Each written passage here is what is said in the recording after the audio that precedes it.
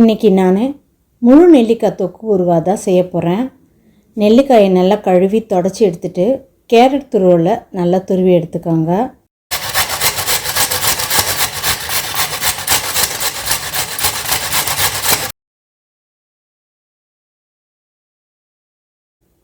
கடாயில் 2 ஸ்பூன் வெந்தயம் போட்டு இளஞ்சிவப்பாக வறுத்து எடுத்து பொடி பண்ணி வச்சுக்கோங்க.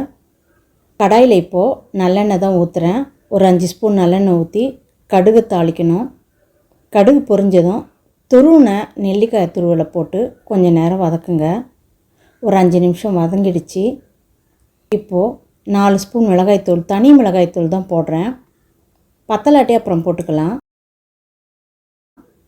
உப்பு தேவைக்கேற்ப, பெருங்காயம், வெந்தயப்பொடி, துவர்ப்புத்தன்மை தெரியாமல் இருக்கிறதுக்கு கொஞ்சம் வெல்லம்.